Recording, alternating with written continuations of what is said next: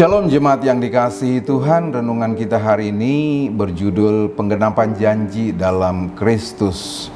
Ayat firman Tuhannya dari Yeremia 28 ayat 9. Tetapi mengenai seorang nabi yang bernubuat tentang damai sejahtera, jika nubuat itu digenapi, maka barulah ketahuan bahwa nabi itu benar-benar diutus oleh Tuhan.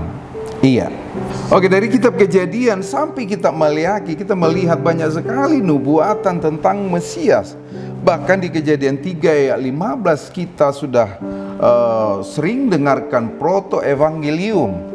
Di situ nubuatan tentang Mesias yang akan datang. Bahkan kitab Yesaya juga sudah menubuatkan Mesias itu akan lahir dari anak darah. Dan bahkan di kitab Mika sendiri dinubuatkan tempat di mana Mesias itu akan lahir. Dan semua itu digenapi dalam diri Yesus.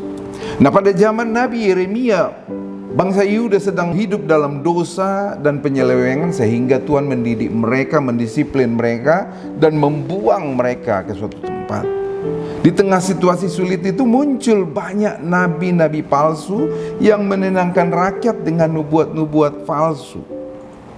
Ya, misalnya nabi-nabi palsu itu bernubuat, oh tidak akan ada malapetaka atas kamu. Padahal Tuhan sudah memperingatkan melalui Yeremia bahwa hukuman akan datang karena dosa ketidaktaatan mereka. Para nabi palsu itu hanya berkata-kata yang ingin didengar orang, bukan apa yang Tuhan katakan. Bukankah banyak hari-hari ini Bapak Ibu Saudara kita temukan nabi-nabi palsu yang bisa mengenakan telinga kita, khotbah-khotbah yang bisa mengenakan ke telinga kita bukan dari kehendak Tuhan. Yeremia menasihati supaya tidak mengikuti nabi-nabi palsu itu. Yeremia 23:16 berkata begini, beginilah firman Tuhan semesta alam, janganlah dengarkan perkataan nabi-nabi yang bernubuat kepadamu. Mereka membuat kamu menjadi sia-sia. Penglihatan yang mereka katakan berasal dari hati mereka sendiri, bukan dari Tuhan. Iya.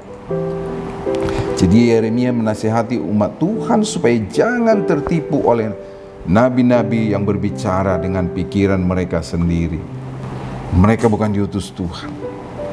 Yeremia 23:21 berkata, aku tidak mengutus nabi-nabi itu, aku tidak berfirman kepada mereka, namun mereka bernubuat. Nah, ini yang perlu kita hindari Bapak Ibu. Ini yang perlu kita berjaga-jaga.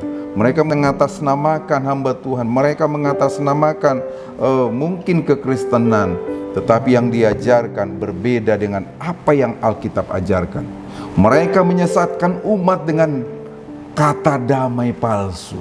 Yeremia 6 ayat 14 berkata, mereka mengobati luka umatku dengan enteng sambil berkata, damai, damai, padahal tidak ada damai. Mereka hanya mengejar kehormatan dan keuntungan diri sendiri, bukan kebenaran Allah.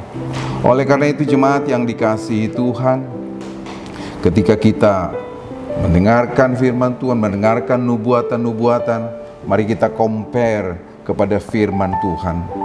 Apakah itu benar ada dalam firman Tuhan, supaya kebenarannya akurat.